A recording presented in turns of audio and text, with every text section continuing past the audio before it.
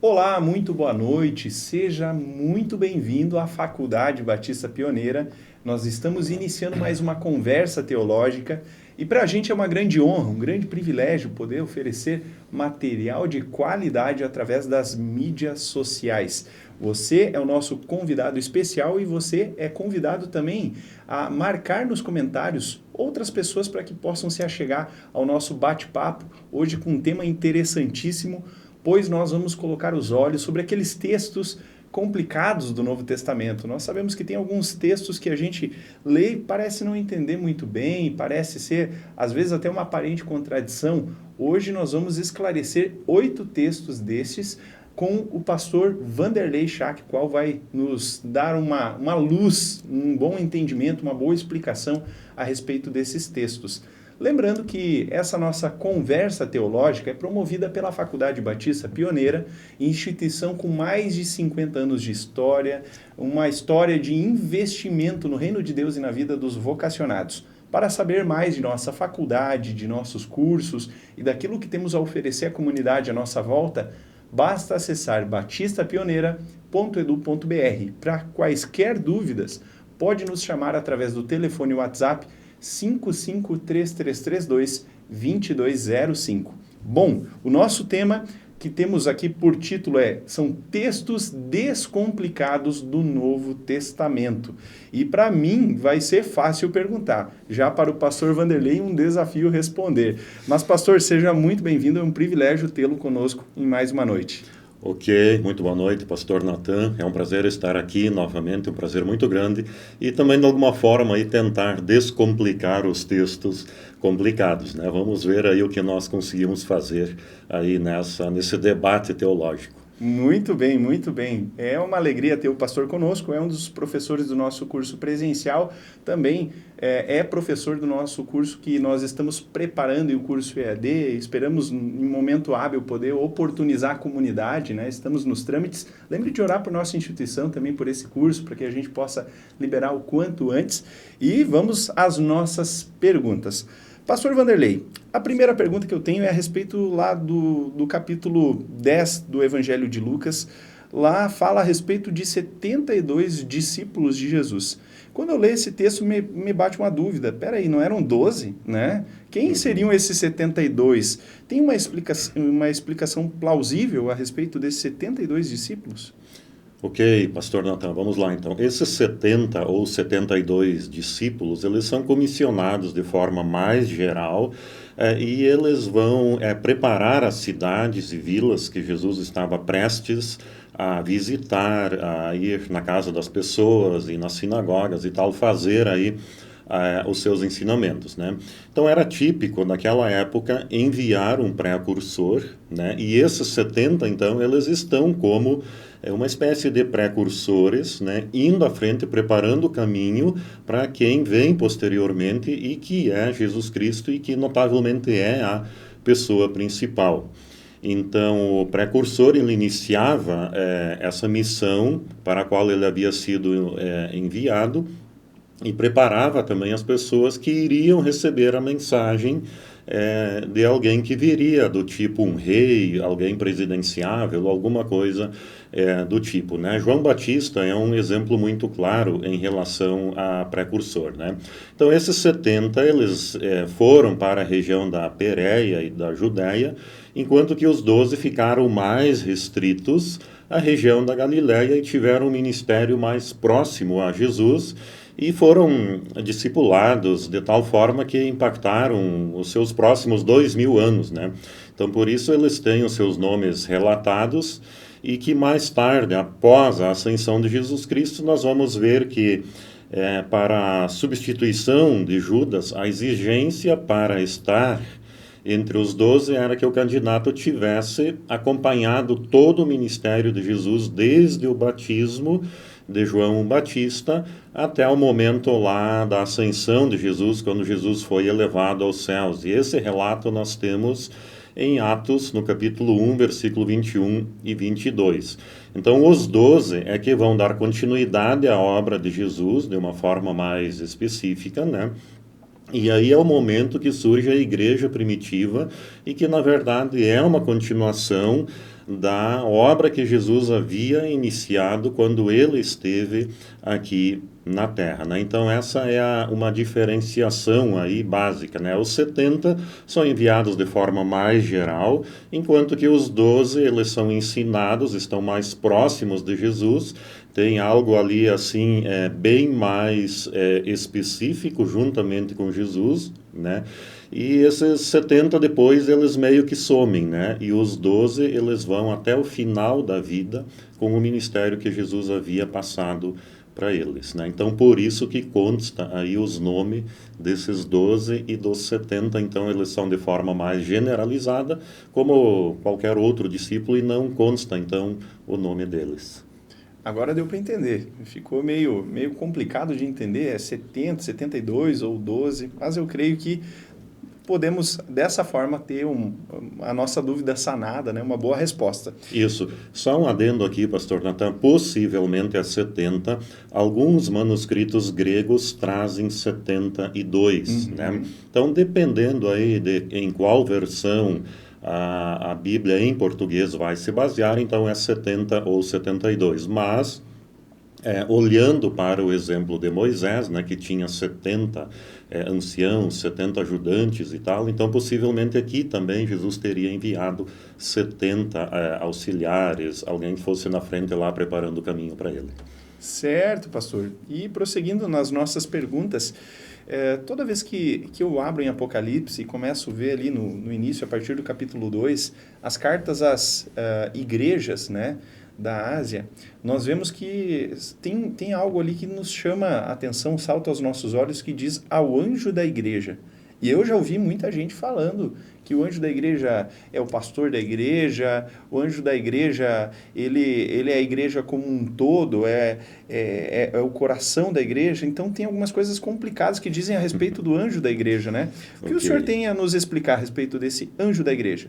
Ok, pastor Natan e o nosso ouvinte aqui também, é necessário entender o Apocalipse um pouquinho mais de forma abrangente e ver que ele foi escrito para 7 igrejas lá da época, da Ásia Menor, né? E também ele tem uma linguagem bastante simbólica, porque era comum na literatura apocalíptica, né? Uma descrição entre uma batalha entre o bem e o mal, mas o bem sempre acaba vencendo, né? Então Deus usa todas as formas para falar e que as pessoas possam entender dentro da sua própria cultura, né? Então veja aí o simbolismo apocalíptico, ele pode ser entendido como a nossa bandeira do Brasil, né? A bandeira do Brasil, ela não é o Brasil, mas ela representa, ela simboliza o Brasil. Por trás da bandeira brasileira existe um país, existe aí uma área geográfica quase continental, demarcada, mais de 200 milhões de pessoas organizadas em uma sociedade. Então a bandeira do Brasil representa exatamente isso. O Apocalipse também usa uma literatura simbólica e que nós não podemos nem sempre interpretar de forma literal. Então veja só, anjo aqui significa mensageiro, né? Na sinagoga lá daquela época havia uma pessoa encarregada para as celebrações, mas anjo nem sempre aparece aqui, e quando aparece, nem sempre se refere aos seres humanos, né? Então, das 67 vezes que anjo aparece no Apocalipse, nenhuma se refere a ser humano, tá? Então, outra possibilidade de entender quem são esses anjos seria pensar numa possibilidade de anjo da guarda de uma igreja local. Mas possivelmente o anjo, assim para a gente chegar a uma conclusão mais legal aqui, o anjo simboliza a igreja, de modo que a igreja é apresentada como anjo, ou seja, como um mensageiro. E aí então condiz com um candelabro, com estrela que brilha, ou seja, a igreja resplandece como luzeiro no mundo em trevas. Então assim a igreja serve como testemunha e mensageiro, né? Já que a palavra anjo, ângelos, significa mensageiro. Então a igreja está nas mãos de Jesus como que servindo alguém aí com uma mensagem, mostrando luz aí num caminho de trevas, né? Mostrando esperança para quem não tem esperança, que é também a mensagem central do livro de Apocalipse, né? Então nós precisamos atentar para isso, não centrar tanto na figura do pastor, do líder, mas da própria igreja, né? Então, aqui parece estar se referindo muito mais à igreja como um mensageiro de luz, de uma palavra de esperança, do que a um próprio anjo, na palavra aí restrita, né, de anjo. Muito bem, e pastor, prosseguindo, no Apocalipse, nós sabemos que tem uma porção de coisas ali que despertam a nossa curiosidade, né? A gente percebe que o Apocalipse fala de um número bem específico ali no capítulo 7, dos 144 mil salvos. E eu creio que tem muita gente que interpreta de forma equivocada, né? Um exemplo que nós podemos citar aqui são os testemunhos de Jeová. Eles olham para esse texto de uma forma diferente que nós, evangélicos, olhamos, né? Okay. O que o pastor tem a dizer a respeito desse texto?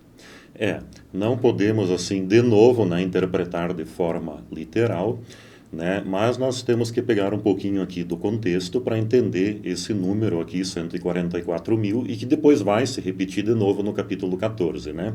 Então, no processo de abertura dos selos, há uma mudança de visão, e João não está mais olhando para o céu como ele estava no início, né, olhando para o céu lá no capítulo 4, mas agora ele olha para a terra e especificamente entre o sexto e o sétimo selo aparece essa visão dos 144 mil. Né? Então veja que ele tem um lugarzinho específico onde ele está inserido. O 144 é o quadrado de 12, né? 12 vezes 12, 144, acrescido de 1000. Então, ele quer expressar, esse número quer expressar uma grande quantidade de pessoas, muito possivelmente do Antigo Testamento, e que viveram antes da época de Jesus, porque aparece ali nesse contexto as 12 tribos, né? Aí precisamos agora entender também o Apocalipse 14, que também fala dos 144 mil. Né? Então, 144 mil aparece duas vezes em Apocalipse, né? E aí, no capítulo 14, né, então surge, esses 144 mil surge após uma grande ênfase do poder político, que é descrito num contexto um pouquinho anterior, no capítulo 13, 1 a 8, e agregado agora também com questões religiosas e sociais, né? Então nós temos aí o poder político, um poder religioso e aí também com uma grande influência social. Então, esta seria a mais sombria época para a igreja, né? Então, depois dessa deprimente visão dominadora da besta, a besta do mar, a besta da terra e tal, João ele olha agora e vê novamente algo positivo. O que ele vê depois das bestas, né? Então, ele vê o cordeiro em pé no Monte Sião e com ele os 144 mil. Então, uma mensagem aqui, né, de consolo, de esperança, de ânimo, né? Precisamos entender aqui que o Monte Sião representa a morada de Deus. Então, as pessoas que estão lá estão seguras porque moram juntamente com Deus, né? Elas estão protegidas, apesar das mais graves tentativas de perseguição operadas pelo sistema anticristão, essas pessoas continuam protegidas, né? Então, esse Monte Sião forma-se pela fuga das pessoas e que buscam discipulado, que buscam comunhão com Jesus, que buscam servir a Jesus e que estão ali marcadas de alguma forma pelo sangue de Jesus, pela marca do Espírito Santo, pertencem a Deus, são protegidas por Deus. Então, esse número 144 mil significa que serão pessoas salvas de todas as épocas, de todos os lugares, e que aos olhos humanos esse número é praticamente incontável, né? Claro que aos olhos de Deus, né, numa perspectiva divina, esse número é perfeitamente contado, contável, controlado, né? Não tem dúvida nenhuma. Mas, para a gente entender, então, aí também, aproveitando aí, fazendo um parênteses, né? Já numa época de pandemia ou pós-pandemia, né? Então, o Apocalipse se encaixa muito bem. Nós tivemos aí uma sucessão de notícias ruins e agora, olhando aqui para o capítulo 14 de Apocalipse, esses 144 mil no Monte Sião, junto com o Cordeiro, é um consolo para nós. Mesmo que a igreja sofra vários ataques, pastor Natan, das mais diferentes possibilidades, né, Deus continua preservando e cuidando da sua igreja. Então, fica aí o apelo, né, em vez de olhar tanto para as dificuldades, tanto para as notícias ruins, tanto para a besta, olhe para o Cordeiro e as pessoas cuidadas, guardadas e protegidas que estão com Deus no Monte Sião e que simboliza todos os cuidados e proteção divina ao ser humano nessa época. Pastor, partindo agora do Apocalipse para Atos, né?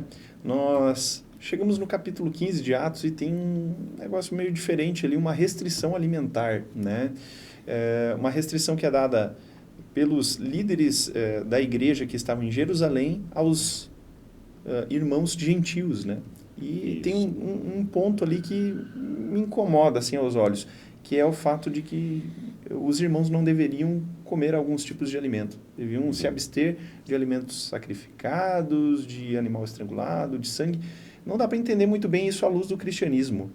O cristão, ele precisa se abster de algum alimento? Ok, vamos lá. Pergunta complicada essa, mas vamos lá. Então, nós precisamos entender aqui, de novo, um pouco do contexto.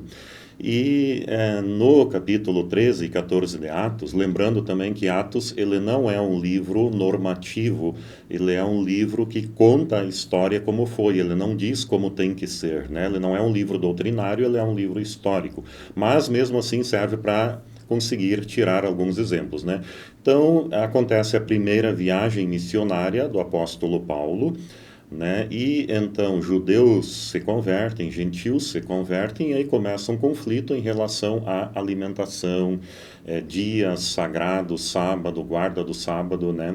Então o que eles fazem? Após o retorno da primeira viagem, eles vão para Jerusalém, eles chegam em Antioquia da Síria, vão para Jerusalém, se reúnem lá com os apóstolos e vão debater essa questão aí, que tipo de alimento eles podem comer, os judeus devem comer e continuar comendo, e que tipo de alimentação os gentios, ou seja, aqueles que não eram judeus, mas que acabaram se convertendo ao cristianismo, poderiam comer, né? Então, é apenas uma forma de equilibrar esse Atos 15, o concílio da igreja primitiva, né, de Jerusalém. Então, ele vai acontecer para equilibrar o convívio entre pessoas com aspecto cultural um pouco diferenciado, né? Então, os gentios comiam tudo que aparecia pela frente, enquanto que os judeus não, eles tinham algumas restrições, até por questões de saúde e tal, muito mais isso do que espiritual, né? Então, o que eles estabelecem nesse concílio de Atos 15 é que haja um equilíbrio e que nem o gentio venha escandalizar o judeu e nem o judeu venha escandalizar o gentio. Então, seria aí apenas uma regra de boa convivência entre esses dois grupos, né? E assim também com Atos 15, então são estabelecidas as bases para a continuação da expansão do reino de Deus, ou seja, a segunda e a terceira viagem missionária, e esses problemas agora já estão resolvidos e não existem mais. Ou seja, o judeu continua comendo o que ele quer comer, né? E os gentios também, sem escandalizar, sem fazer os seus irmãos tropeçar, também continuam comendo, né? Mas isso não tem assim muita restrição específica para uma aplicação aos nossos dias de hoje. Certo, pastor. Aproveitando esse momento para dizer que estamos à disposição como faculdade para quaisquer esclarecimentos a respeito daquilo que nós temos a oferecer à comunidade à nossa volta. Temos os nossos cursos que são livres, o nosso programa de capacitação ministerial, cursos totalmente EAD, que você pode cursar aí da sua casa, no celular, no computador, no tablet, para se aprofundar mais no conhecimento da palavra de Deus e também para se preparar melhor para servir ao Senhor na sua igreja local. Você pode acessar fbponline.com.br. Os cursos estão com valor muito bons e com certeza vão te levar ainda mais profundo no conhecimento da palavra. Também, se você tiver quaisquer dúvidas, você pode nos chamar no telefone, no WhatsApp, 5533322205. Estamos a postos para te ajudar. Voltando então ao nosso segundo bloco de perguntas, a pergunta que eu tenho agora, ela diz respeito a um texto que se encontra em 2 Coríntios capítulo 12, no versículo 2 até o 4, pastor. Ali tem um negócio um tanto quanto interessante. Paulo, ele está falando de um certo homem que dá a entender que era ele mesmo, né? Ele se coloca fora de si ali, falando de algumas vivências, e ele fala de que esse homem, que no caso é ele, foi ao terceiro céu. Peraí, quantos níveis de céu existe, né? Terceiro céu, que negócio é esse? Ok. Então, precisamos entender aí de novo um pouquinho do contexto, né? Paulo, em sua primeira carta, ele está sendo acusado de não ser um detentor de muita autoridade espiritual, visto que lá na cidade de Corinto existiam profetas judaizantes, profetas entre aspas, né? E então parece que eles querem dizer que o apóstolo Paulo ele está desprovido de autoridade espiritual e, consequentemente, não tinha experiências sobrenaturais para contar, né? Isso então aparece na primeira carta, e na segunda ele vai responder às acusações de acordo com o que de fato estava acontecendo, né? Ou seja, para responder essas acusações aqui, ele vai fazer aí o ponto alto da sua defesa e vai contar essa visão que ele havia tido há 14 anos atrás, né? Então ele relata a visão que teve. E como era o costume entre os rabinos, eles falavam na terceira pessoa do singular, né, falando ele, né, embora ele mesmo pudesse estar falando de si mesmo, né. Então os rabinos, eles também costumavam contar 7 céus, né, mas parece que Paulo aí, numa questão de bom senso, vai apenas ao terceiro céu como se fosse o último, né? Então, o primeiro seria aí a questão das nuvens, onde nós vamos até, tipo, quando o indivíduo viaja de avião, né? Depois, quando vai para a Lua, né? E possivelmente o último céu aí seria, então, esse céu, né? E ainda Paulo não dá detalhes como que foi, ele diz que é indizível, não se pode falar, então ele é muito humilde nesse sentido, né? Mas Deus revelou para ele algo muito especial, né? Por causa da sua própria humildade e poder conferir para ele também experiência divina, e fazer com que ele tivesse aí a autoridade tão desejada pelos superapóstolos que estavam questionando a legítima autoridade apostólica paulina, né? Então, é importante destacar aqui que, através da visão, Deus o honrou, mas também humilhou, mas também ajudou, né?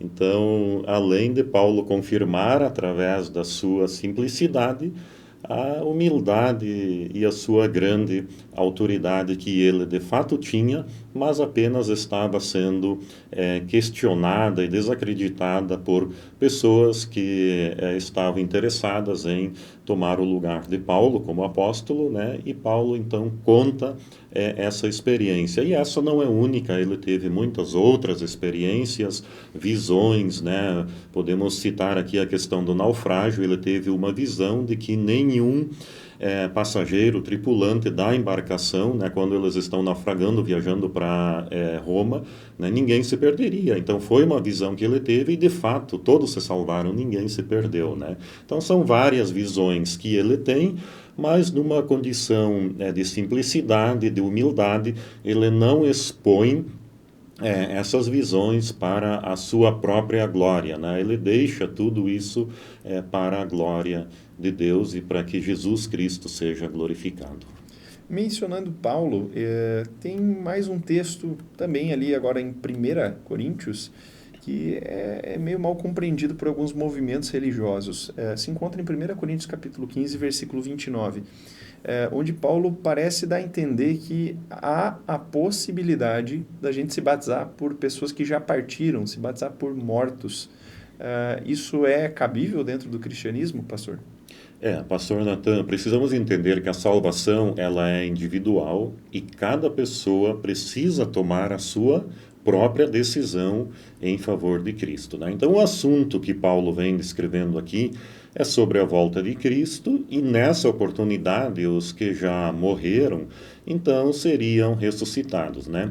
Parece que os gentios estavam com certa dificuldade de entender a ressurreição, e então Paulo pergunta: puxa, se vocês acham que não tem ressurreição, que não existe, que não vai acontecer, que morreu, está morto para sempre e tal, né? Então, por que de vez em quando aí alguém de vocês se batiza a favor de um amigo ou de algum familiar que já morreu e possivelmente morreu sem a esperança da salvação, sem a esperança da ressurreição? Então, Paulo usa essa prática do batismo pelos mortos como mera ilustração para mostrar que, de alguma forma, a ressurreição aconteceria.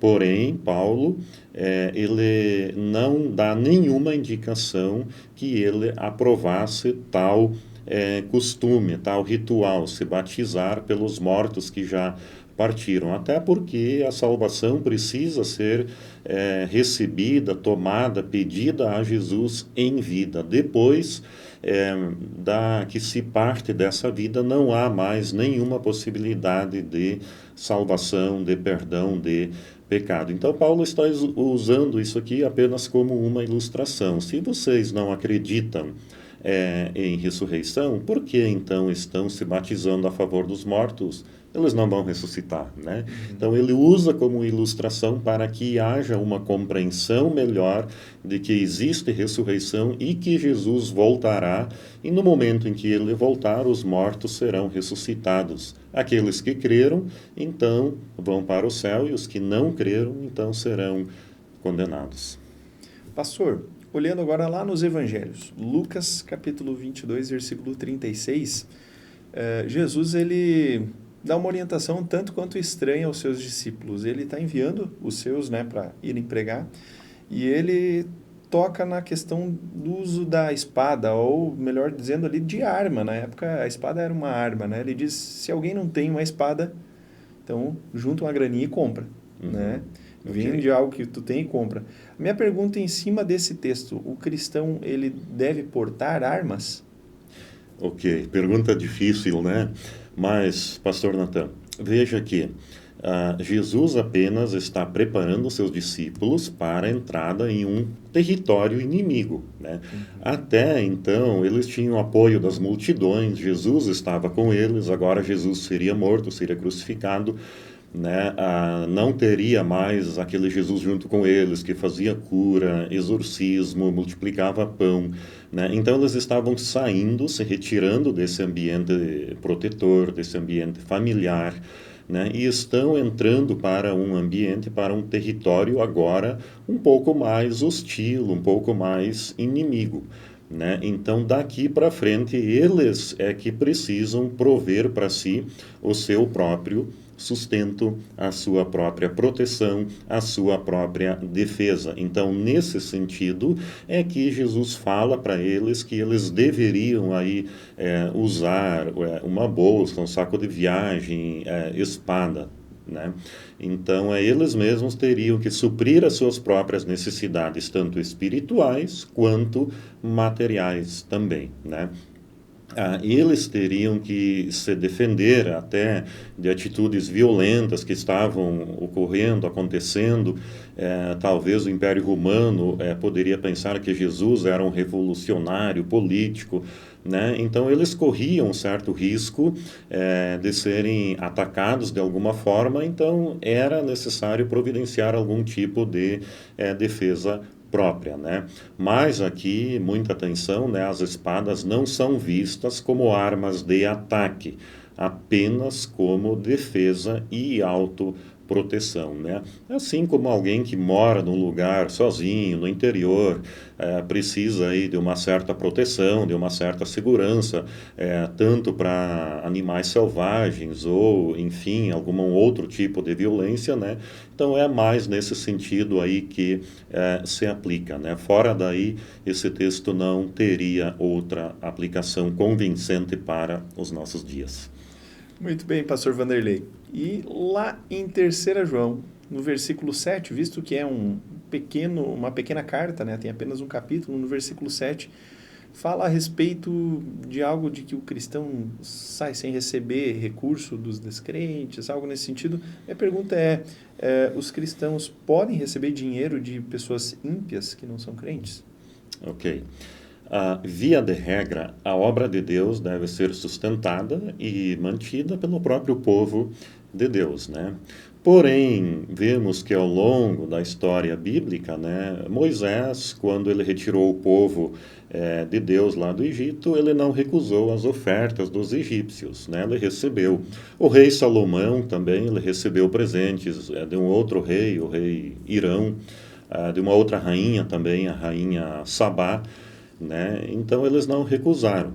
Então, da mesma forma como não é aconselhável buscar dinheiro com pessoas incrédulas, mas quando parte delas, né, também não é aconselhável recusar. A não ser que haja aí uma margem para interpretação, ou que esses valores sejam aí, estejam em condições comprometedoras, né? Mas aqui João está apenas mencionando o que aconteceu, está dizendo que os irmãos lá saíram em viagem, né, e apenas foram com os seus próprios custos, né, eles mesmos custearam a sua própria viagem, né? Assim como em Atos também quase todos os textos são históricos, aqui também é um texto histórico e não normativo, né, dizendo como foi e não como deve ser. E também é uma questão assim que nós precisamos usar de muita sensibilidade, porque Deus usa a pessoa que Ele quer para abençoar o reino de Deus, para abençoar as pessoas, né? Então, aqueles que trabalham no campo mais espiritual podem ser abençoados por aqueles que trabalham no campo mais material e financeiro, e vice-versa também. Aqueles que estão no campo mais material, mais financeiro, são abençoados por aqueles que estão no campo, numa área mais espiritual, né? Então, eles podem aí se complementar, né? Mas é necessário ter aí um certo cuidado, né? Até para não cair em algum tipo de cilada também, né? Ok, pastor. Agradeço por ter nos respondido cada um desses questionamentos, né? Perguntas Ok. um tanto quanto difíceis, né? Mas podemos entender que existem boas explicações quando a gente conhece o texto, quando a gente se aprofunda e conhece o contexto, né?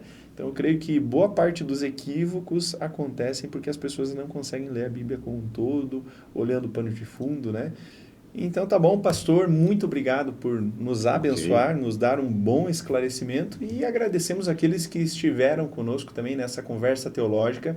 Lembrando que toda quinta nós temos algum produto da Faculdade Batista Pioneira, seja um vídeo, seja uma live, sempre você pode estar ligado quinta-feira às 19 horas, pois tudo aquilo que a gente tem postado é para abençoar a sua vida e te levar mais perto do Senhor e do conhecimento das Escrituras. E lembre, aqui na Faculdade Batista Pioneira, a sua vocação é levada a sério. Até mais!